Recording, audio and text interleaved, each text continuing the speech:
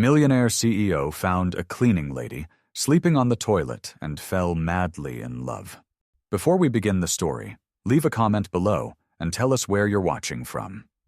Enjoy the story. Night, Hale Empire Hotel, New York City. The city lights glittered beyond the glass like scattered stars, but inside the quiet hallway, the fluorescent lights cast a pale glow over the disheveled hair of a young woman.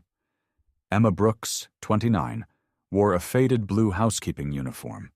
She wasn't one to complain, but tonight, every step she took echoed like winter wind slamming against a broken window. 4 a.m. Night shift. The last room of the night. She had worked 14 straight hours. This was her 6th shift in a row. Her mother had just come home from the hospital, and the medical bill still sat unopened on the kitchen counter. Exhaustion wasn't a feeling anymore. It had become a part of her body, like a second skin. When Emma opened the door to the presidential suite, she didn't gasp in awe like first-time guests usually did. She sighed, because she knew she'd have to scrub the gold-plated bathtub someone had just used. "A room like this could cover my rent for 3 months," she mumbled, eyeing the marble sink and towel swans. She filled the bucket, soaked the mop, and started wiping the floor. Her body moved on autopilot, her mind a fog. She leaned her head on her arm, just for a second. Just to breathe. Then she sat down on the toilet lid and dozed off, arms folded, head tilted to one side, lost in the soft drip of the faucet and the faint scent of bleach. Down the hallway, Nathan Hale, 38, had just wrapped up a day packed with board meetings.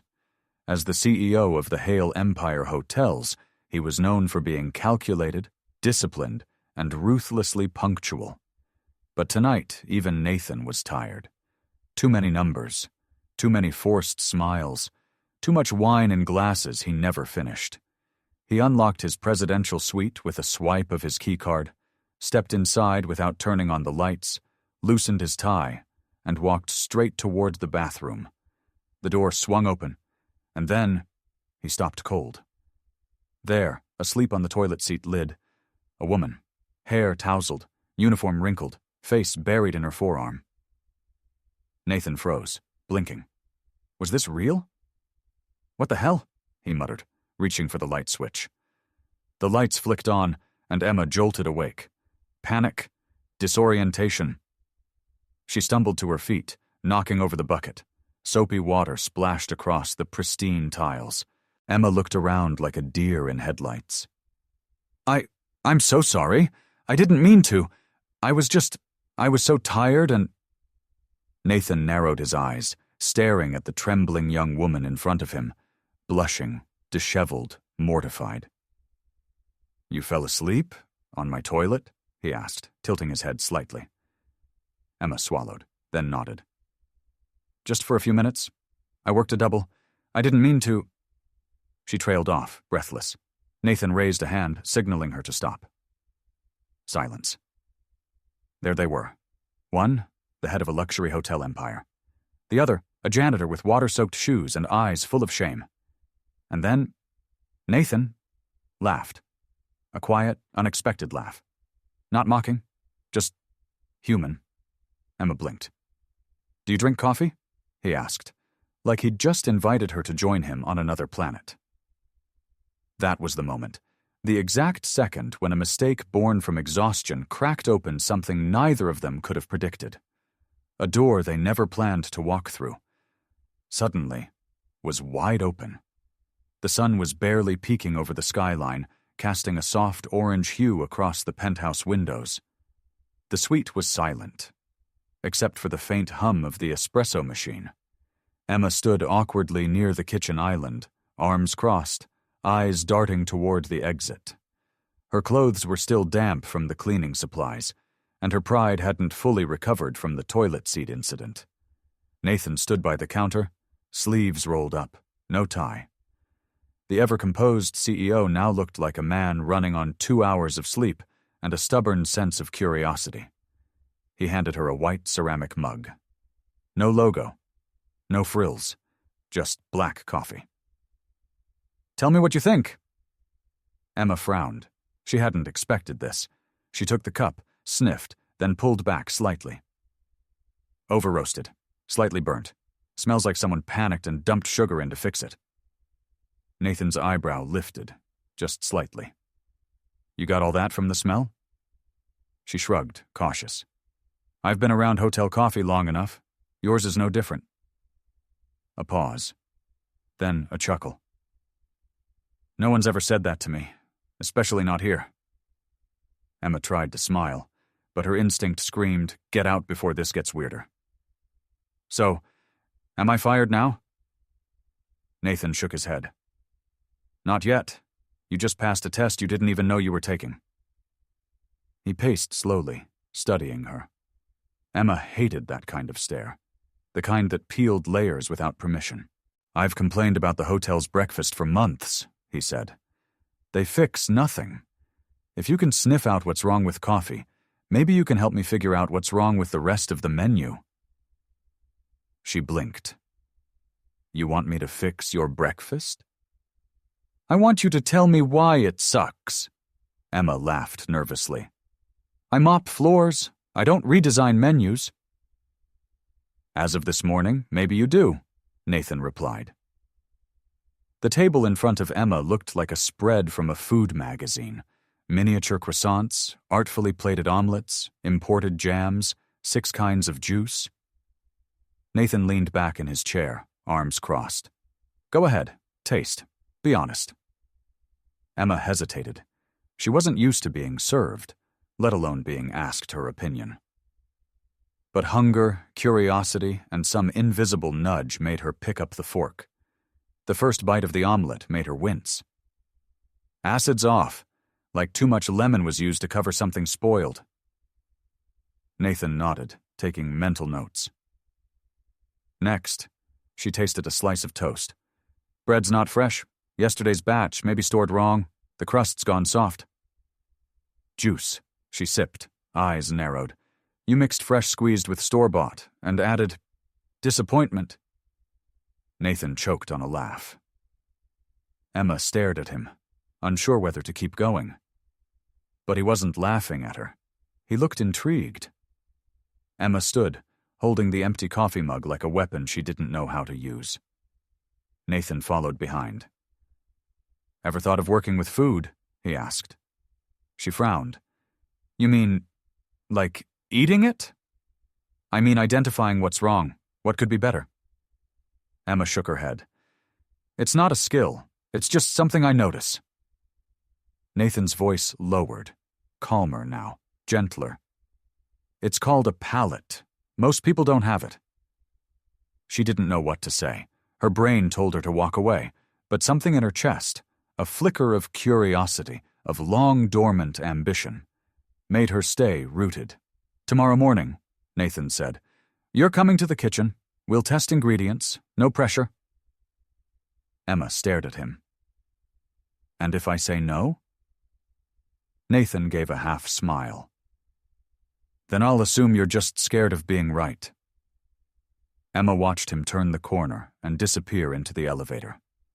She stood there a moment longer, alone, with the strange warmth creeping up her spine. She didn't know why, but she knew one thing. She'd show up. The kitchen woke before the city did. Inside these walls, timing was sacred. Flames danced beneath copper pans, blades chopped with rhythmic precision. White coats moved like a symphony of motion and purpose. At the center of it all stood Chef Marco De Luca, a mountain of a man with a temper honed over decades in Michelin-starred kitchens. His arms, thick and scarred, were folded tightly over his chest as he barked instructions in clipped, gravelly tones. Everything here ran like a military unit, and Marco was the general. So when Nathan Hale strolled in with a woman in a wrinkled housekeeping uniform, the entire brigade paused mid-motion. Marco didn't hide his distaste. "Mr. Hale," he said without turning from his cutting board, "is the mop closet getting a promotion?" Emma Brooks stood frozen just behind Nathan. The knot in her stomach tightened. Nathan's voice was measured. "This is Emma. She's here to evaluate your breakfast menu." The sentence sliced through the noise like a blade through butter. Marco turned, then, slowly, knife in hand, his face unreadable. "She's here to what?" Emma felt the weight of the room shift toward her. 20 staff members, 1 world-class chef, and her, barely awake, still smelling faintly of bleach and orange-scented disinfectant. She could have walked away. Should have, maybe. But something rooted her to the floor. Nathan stepped aside, giving her the floor. "I asked her to be honest," he said simply. Marco scoffed and motioned to the sous chef. "Bring the tasting set." The table was set. A curated sampling of the hotel's signature breakfast offerings now sat steaming in front of Emma. A delicate omelette with shaved truffle, toasted brioche, smoked salmon with dill creme, fresh squeezed juice, and a miniature fruit tart arranged like a floral bouquet. It was the kind of spread designed to impress, not to be questioned. Marco loomed behind her. "Let's see what housekeeping has to say about haute cuisine." Emma picked up the fork. Her hand trembled slightly, but steadied with the first bite. The omelette. She chewed slowly, then set the fork down. "The texture's rubbery. The eggs were scrambled too hard. Low-quality butter, probably margarine. It seizes too quickly under heat." A ripple went through the sous chef team. The toast. She picked up the brioche, tapped it lightly, listened. "Not fresh. Feels like yesterday's batch, left uncovered. Center's dry, edges are stale." The salmon. She sniffed, paused, and then took a nibble. "The dill is overpowering, probably to mask that the salmon was cured too long, lost its tenderness." Marco's jaw clenched. The juice. She lifted the glass, took a single sip. Fresh squeezed, mixed with concentrate. You can taste the ascorbic acid in the blend. There's a metallic aftertaste. And finally, the tart. She held the fork above the plate, then looked up. "Beautiful plating," she admitted. Marco arched a brow until she finished. "But the glaze is artificial. You used a shelf-stable topping. You can taste the stabilizers. It cheapens everything." She placed the fork down and pushed the plate away, her voice quiet but steady. "This menu doesn't reflect the Hale brand. It's safe, polished, but tired, like it's been trying to impress the wrong people." The kitchen was quiet, not frozen in offense, but in shock. No one, not even the hotel's most expensive consultants, had ever dared speak to Marco like that. Emma looked down, not to hide, but to regroup. She had no idea where that courage came from. Maybe she was too tired to filter herself. Maybe she just finally stopped caring what anyone thought. Nathan stepped forward. "She's not a chef. She's not trained, and yet she caught what your team hasn't caught in 3 years." His voice was calm, controlled. Marco stared at Emma, not with the same disdain from before, but with curiosity. "Instinct," Nathan added. "Some people are born with it." Marco's shoulders stiffened. "You're telling me," he said slowly, "that I'm supposed to take feedback from someone who, what, smelled it wrong?" Emma looked up now, straight at him. "You don't have to take anything from me," she said softly. "But if your guests are quietly complaining and no one's listening, then what I said today, someone else is already thinking." That was it. Not dramatic, not cruel, just honest. Marco blinked, the knife in his hand still unmoved. He nodded once, barely perceptible, then turned to his sous chef. "Pull the salmon, replate the tart, and for God's sake, check the butter." A collective exhale moved through the kitchen. Nathan's eyes met Emma's. There was no smile, no praise, just the shared knowledge of something unspoken. She had changed the room. And from this point on, no one could pretend otherwise. A hushed stillness filled the room, broken only by the soft clinking of ice against crystal. The city's golden hour light streamed through the tall windows, brushing the polished wood with warmth. Behind a sleek table sat Nathan Hale, eyes sharp, posture relaxed but commanding, like a man who rarely asked for permission and even more rarely explained himself. Across from him, Emma Brooks sat on the edge of an overstuffed leather chair, visibly out of place. She still wore her faded uniform. Her hands, dry and nicked from years of bleach and scrubbing brushes, were clasped tightly in her lap. She didn't know why he'd called her here, and she certainly didn't expect what came next. Nathan placed his glass down gently and spoke, without preamble. "I'm going to Paris next week. There's a culinary expo, biggest of the year, and I want you to come with me." Emma blinked. She heard the words, but they felt abstract, like hearing someone describe the moon as if it were just down the street. "Come with you?" she asked, her voice thin. "To Paris?" Nathan nodded once. "You have a gift, a real one. I need your instincts." Silence fell between them. Emma stared at him, searching for the joke, the trap, the misunderstanding. But there was none. He was serious. Paris. The word didn't belong in her life. Not in the world of staff lockers, coin laundromats, and gas station sandwiches eaten on the walk home. Paris was a magazine spread she'd flipped through while waiting for the doctor to call her mother's name. Paris was a dream that had expired before it ever had the chance to form. She shook her head slowly. "Nathan, I clean toilets, I mop floors. What on earth makes you think I belong in a place like that?" He didn't flinch. Didn't soften. His gaze remained locked on hers. "Because you're the only person I've met who can walk into a room full of professionals and, with a single sentence, make them stop and listen." She tried to laugh it off. "You don't even know me." Nathan leaned forward slightly, elbows on his knees. For the first time, his voice held something vulnerable, unpolished. "I know talent when I see it, and I know when someone spent their whole life being told they're not enough." Emma felt that. Every syllable of it. Like he'd opened a drawer she'd kept locked since childhood. Her throat tightened. She dropped her gaze. "I don't own anything nice enough for Paris. We'll buy you what you need. I've never even been on a plane without turbulence. Then we'll fly above the clouds." She laughed at that, not because it was funny, but because she didn't know how else to react to someone believing in her without asking for anything in return. And still, she hesitated. Not because she didn't want to go, but because part of her still believed she didn't deserve to. The apartment was dim, the lone bulb above the kitchen table flickering faintly.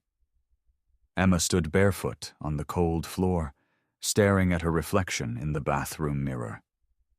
She traced the lines under her eyes, the years of exhaustion carved into her skin like faint tattoos. On the wall behind her, yellowing postcards, Paris, Venice, Santorini, taped up by a version of herself that used to dream more freely. She used to whisper to them, "One day." But that day never came. Until now. She walked into her bedroom, opened the closet, and pulled out a battered suitcase, the same one she'd inherited from her mother. Inside, only a handful of clothes that didn't fit quite right anymore. Still, she folded them neatly, one by one. Then, at the very bottom, she placed a tiny bottle of perfume. Cheap. Faded. But it reminded her of possibility. She sat at the table, opened her phone, and typed a message to Nathan. Her thumb hovered over the screen. "I'm in. When do we leave?" She stared at the words. For a long time. Then pressed send. A reply came almost instantly. Good. We leave Thursday. Pack light. But be ready. She lay in bed, staring at the ceiling fan turning slowly overhead. Her thoughts wouldn't quiet. Fear still sat beside her. But so did something else. Hope. Not the passive kind. The dangerous kind. The kind that made you want to risk everything for the first time in your life. And for the first time in a long time, Emma smiled. Just a little, because somewhere deep down, she finally believed. Maybe she didn't need to belong to someone else's world. Maybe she was building her own. Paris pulsed with golden light. From the sparkling Eiffel Tower to the winding cobblestone alleys of Montmartre, the city radiated beauty with effortless elegance. Couples dined on balconies, violins played from hidden corners, and the air itself carried a perfume of history and wealth. For most, Paris was a dream. For Emma Brooks, it felt like another planet. Crystal chandeliers bathed the ballroom in a soft, opulent glow. Gilded mirrors lined the walls, reflecting clusters of men in tuxedos and women in flowing couture gowns. Laughter echoed gently. Champagne sparkled in fluted glasses. Silver clinked against porcelain.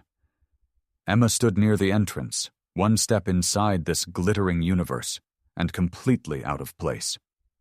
Her dress, borrowed from Jenna Taylor, her co-worker back home, was lovely, yes, but modest. Navy blue, floor-length, simple neckline. It fit her frame, but not the room. Her heels were slightly too big.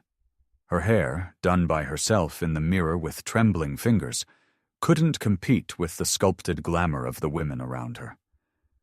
But it wasn't the clothes that made her feel small. It was the stares. Polite, controlled, but sharp, judging, curious, some amused, others dismissive. She spotted Nathan Hale at the far end, tall, composed, speaking to a small group of men in tailored European suits. He looked like he belonged here.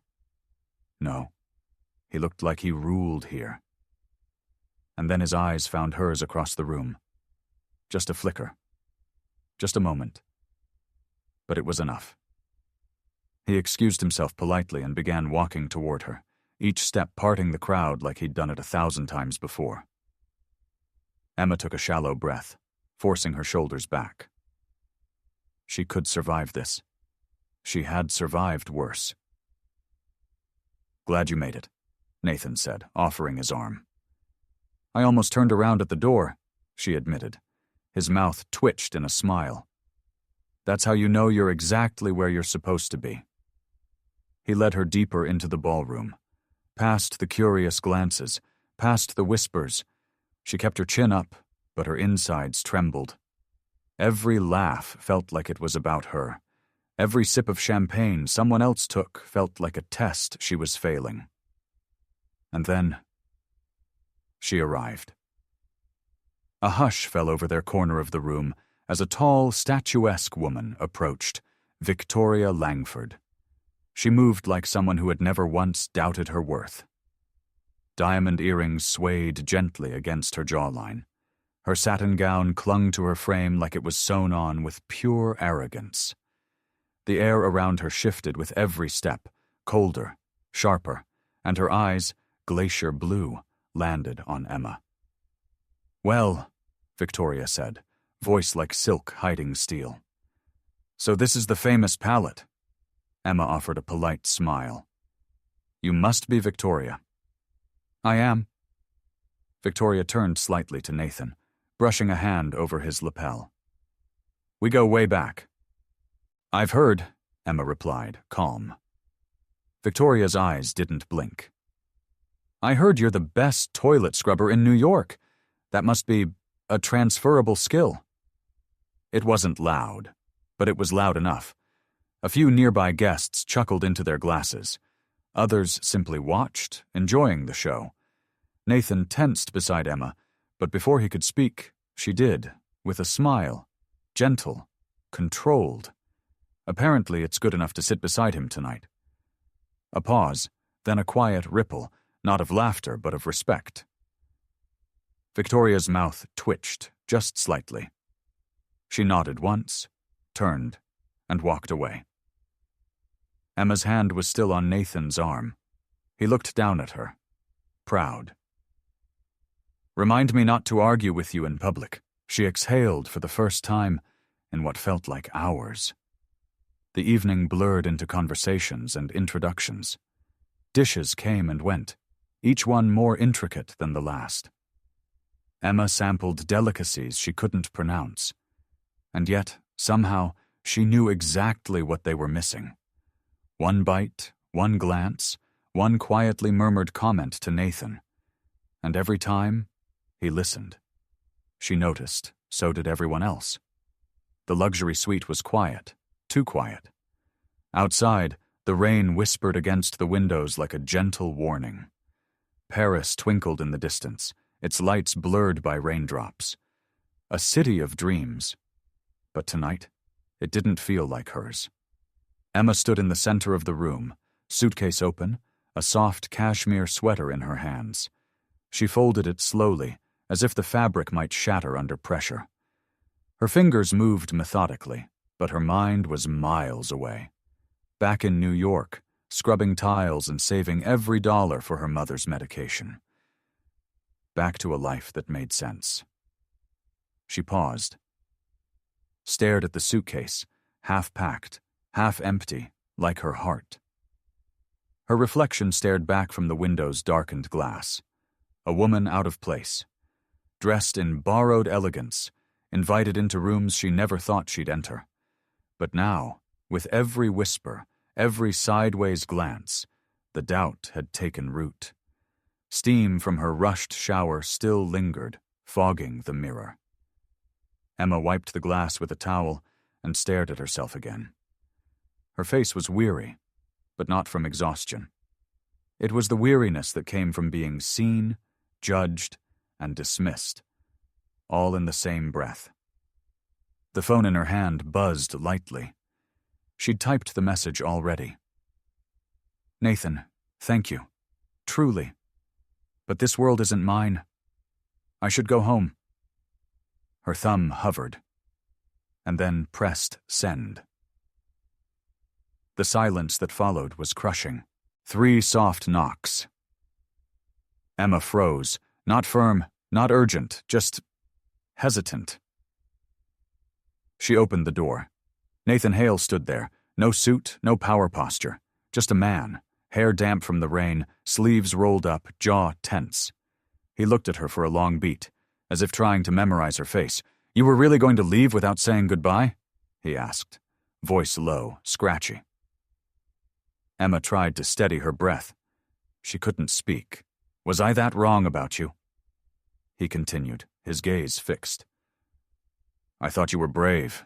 The woman who challenged my entire kitchen with nothing but a mop and a nose for burnt coffee." Still, no response. So he stepped inside. He walked slowly, eyes scanning the half-packed suitcase. "You know, I've always had rules," he said softly, picking up a folded blouse from the bed. "Schedules. Borders no one crossed." He paused, looked at her, until I walked into my bathroom and found a woman asleep on my toilet lid. Emma blinked. A short laugh escaped her lips, caught somewhere between absurdity and heartbreak. That moment, it should have been nothing. An HR violation at best, he smiled faintly. But you made me pause. You made me curious. You made me feel something. He stepped closer. I thought I was immune to surprise, to connection. And then there you were, hair a mess, smelling like disinfectant, and still managing to insult my coffee without flinching. Emma lowered her head, her shoulders trembling. But Nathan wasn't finished. Since then, nothing tastes right unless you're the one criticizing it first. The world looks different when you're in it. Silence. And then, I don't care what the media says. I don't care what they whisper. I care that you're here. I care that you walked into my world without asking for permission. And now, I don't know how to breathe without you in it. Emma's breath caught. Her throat tightened. You really mean that? She whispered. I wouldn't be standing here in the rain if I didn't. She stepped forward, chest rising and falling like a tide. And then, just like that, the weight on her chest lifted. The suitcase lay untouched on the bed, still half full. But now Emma sat beside it, calmly placing each piece of clothing back into the closet. Not because she had to, because she wanted to stay. Nathan, standing in the doorway, watched her in silence. Not trying to control, not trying to persuade, just being present. She glanced up at him, a smile tugging at the corners of her lips. I guess your food isn't the only thing that's hard to walk away from. Nathan exhaled, a sound that was part relief, part something deeper. Don't ever try it again, he murmured.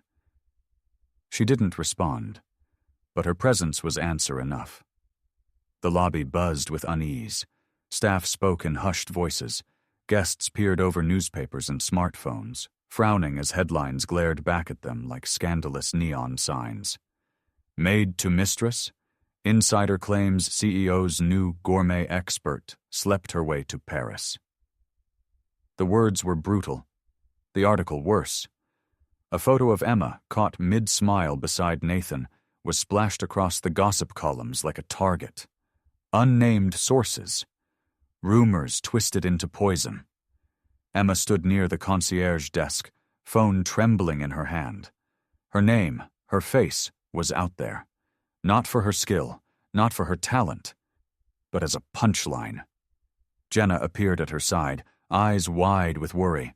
It's everywhere, Twitter, Facebook, even the hotel board's talking.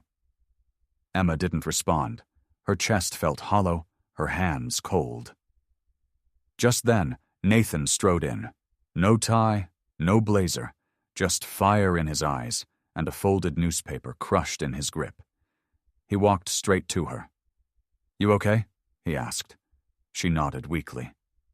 Don't lie to me, Emma. I'm trying, she whispered, voice breaking. But it feels like the whole world is laughing. Nathan looked at her for a long, still second, then turned sharply on his heel. Meet me in the ballroom in 20. I'll handle this. The ballroom brimmed with reporters. Dozens of cameras pointed toward a podium bathed in soft gold light. Flashbulbs popped. Microphones were adjusted. Nathan Hale took the stage like a man with nothing to lose. He scanned the crowd, jaw tense. Then he began. I know why you're all here, he said, his voice calm, but slicing through the room like a blade. You've read the headlines, you've seen the photos, and I'm sure by now you've all formed opinions. A murmur ran through the audience. Nathan paused, then continued.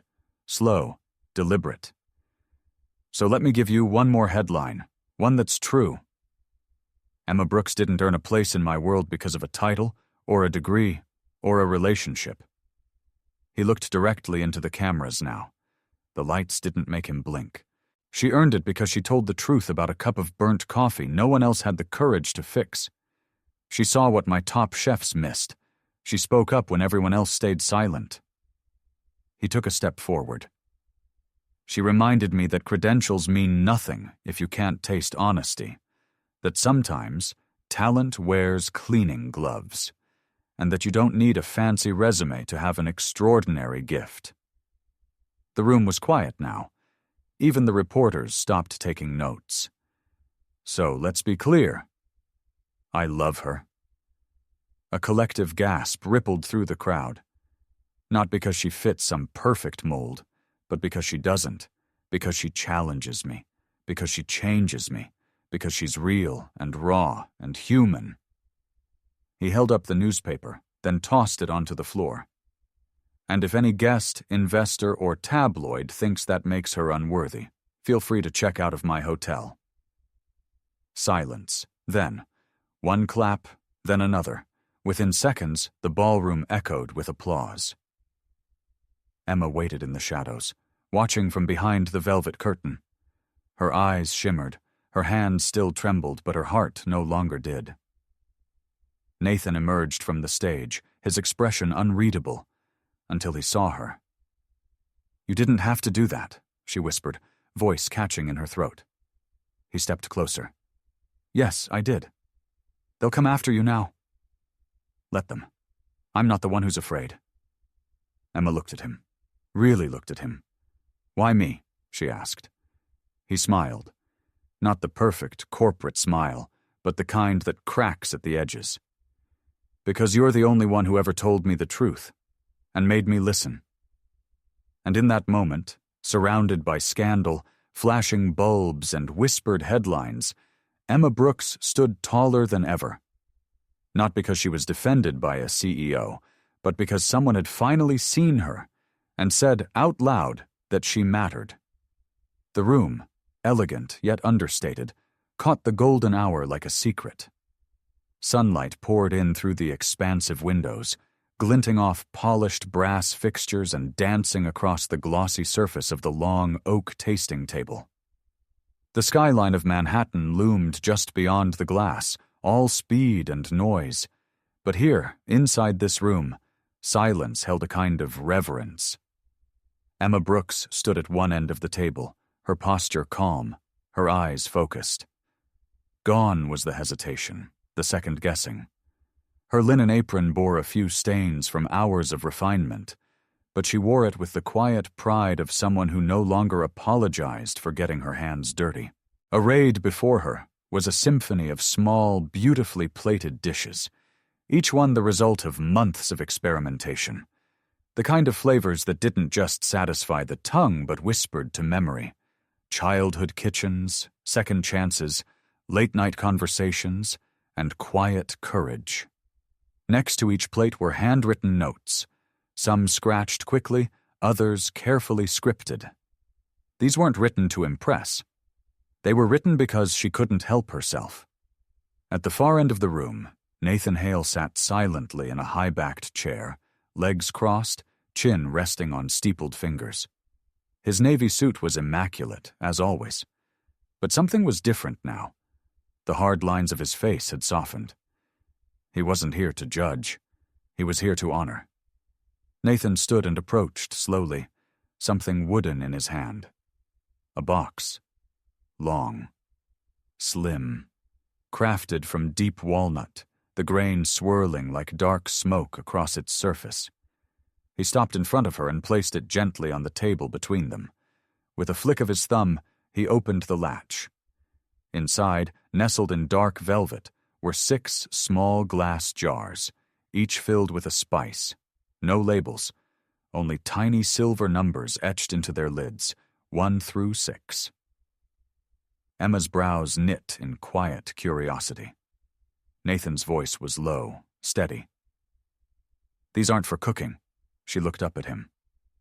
"They're for remembering." He turned the lid toward her. On the inside, handwritten in careful block letters, "Each flavor marks a moment you changed me." Her breath caught. She reached for one jar, number 3. She unsealed it and inhaled. Clove, cardamom, a trace of heat. That was the day she stood toe-to-toe with Chef DeLuca and refused to back down. The day her voice echoed through the kitchen like truth finally spoken.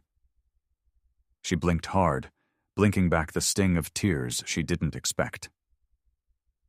Nathan continued, quietly, not breaking her gaze. "This isn't a gift, Emma. It's a mirror. For every time you thought you didn't belong. This proves you did." He paused, and then added with something deeper in his tone. Something fragile.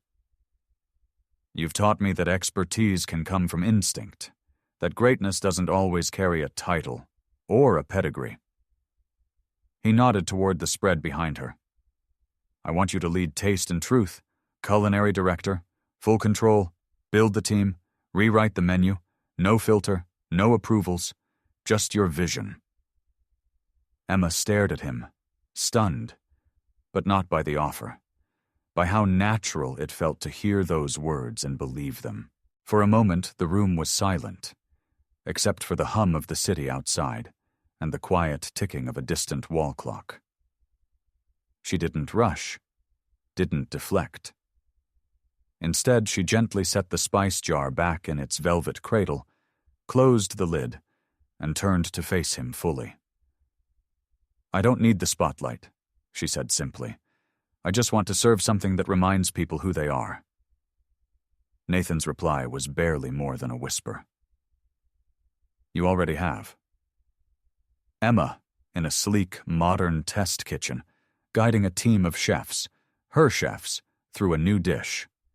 They listen, not because they're told to, but because they want to. A middle-aged woman in the restaurant dining room takes one bite, pauses, and quietly starts to cry. A framed magazine cover, Bon Appetit.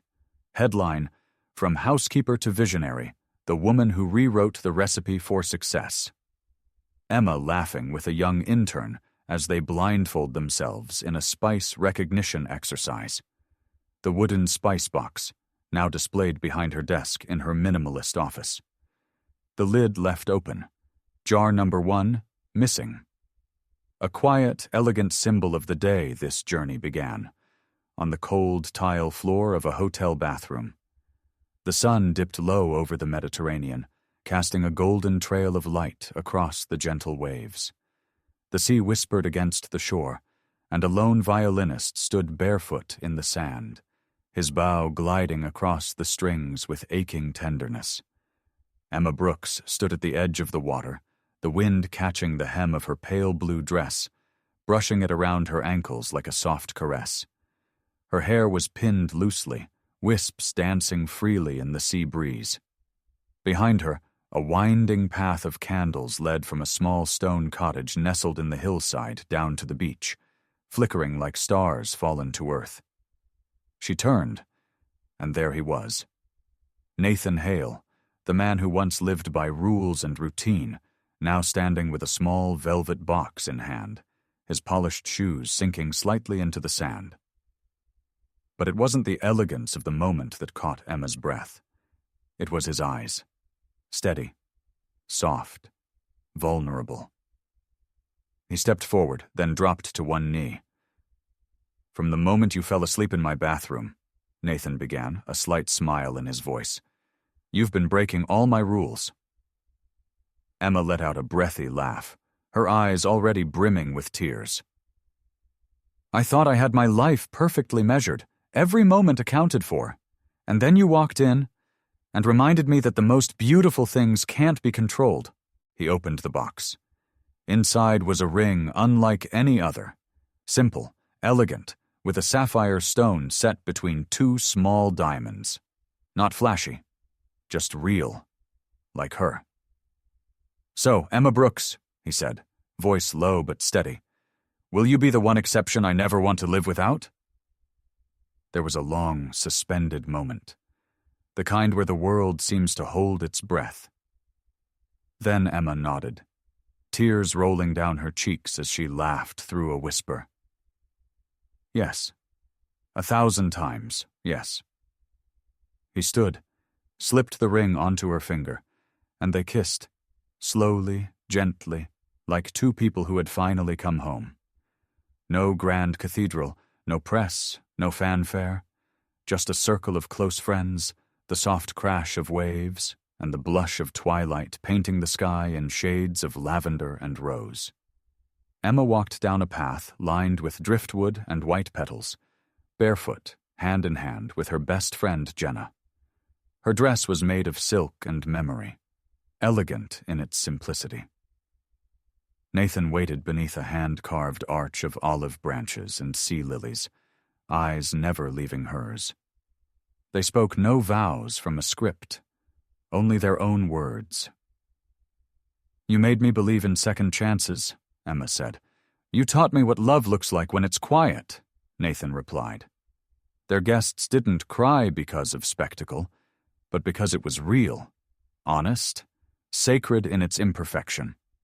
And when they kissed again as husband and wife, the crowd didn't cheer.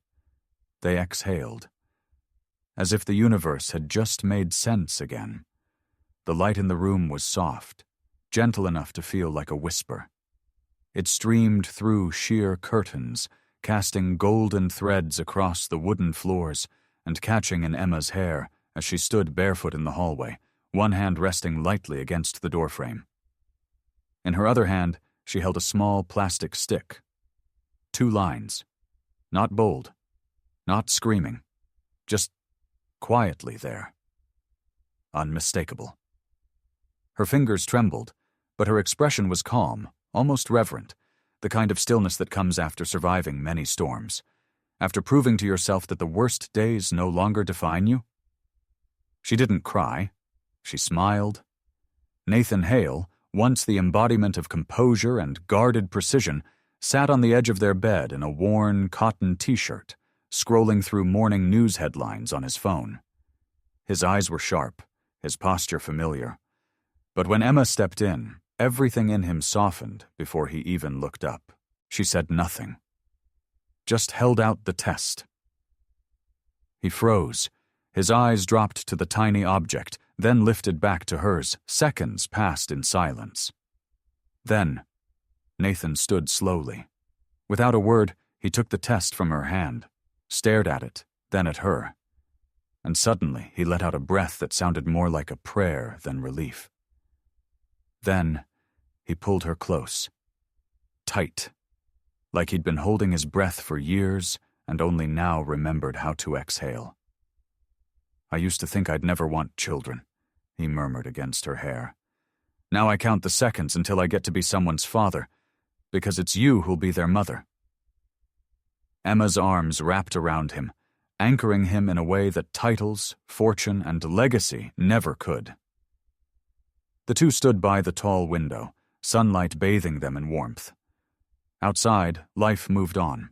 Cars passed, leaves stirred, but in here, everything felt still and sacred. On the nearby bookshelf sat the wooden spice box Nathan had once given her. The lid was open. One jar missing. And beside it, a new frame. A black and white ultrasound photo. Emma leaned her head against his shoulder, her fingers gently curled around his. No boardrooms, no media frenzy, no expectations. Just 2 people who had found something extraordinary in the unlikeliest of places, between a mop and a boardroom, between mistakes and second chances. Emma Brooks, once a hotel housekeeper nobody looked twice at, now stood as the quiet heart of an empire. Not because she chased power, but because she offered something rarer. Truth. Love. And the courage to begin again. The golden light of sunset spilled across the wooden floor, casting a soft glow on a small ultrasound photo beside the old spice box. Emma sat by the window, one hand gently resting on her belly, eyes distant but peaceful. Nathan joined her silently, simply reaching out to hold her hand. A quiet moment, only the soft rustle of curtains in the breeze. And in the air, a lingering, unspoken question. Will this happiness last forever? Or will life, as it always does, test the hearts of those who've already weathered so much? We don't know for sure. But one thing is certain. Emma Brooks is no longer the hotel maid she once was. She's become a symbol of quiet strength, of a heart that knows how to love and forgive, and living proof that you don't need the perfect background to write a remarkable story. If you've watched all the way to the end, drop the word love in the comments to show you're a true fan and believer in real love. What do you think? Will their love stand the test of time? Share your thoughts in the comments below. I'd love to hear from you. If this story touched your heart, don't forget to like, subscribe, and hit the bell icon so you won't miss any of the deeply emotional stories we have coming next. Thanks for staying with me until the very end. I'll see you in the next chapter. The golden light of sunset spilled across the wooden floor, casting a soft glow on a small ultrasound photo beside the old spice box. Emma sat by the window, one hand gently resting on her belly, eyes distant but peaceful. Nathan joined her silently, simply reaching out to hold her hand. A quiet moment, only the soft rustle of curtains in the breeze, and in the air, a lingering, unspoken question. Will this happiness last forever? Or will life, as it always does, test the hearts of those who've already weathered so much? We don't know for sure, but one thing is certain. Emma Brooks is no longer the hotel maid she once was. She's become a symbol of quiet strength, of a heart that knows how to love and forgive, and living proof that you don't need the perfect background to write a remarkable story. If you've watched all the way to the end, drop the word love in the comments to show you're a true fan and believer in real love. What do you think? Will their love stand the test of time? Share your thoughts in the comments below. I'd love to hear from you. If this story touched your heart, don't forget to like, subscribe, and hit the bell icon so you won't miss any of the deeply emotional stories we have coming next. Thanks for staying with me until the very end.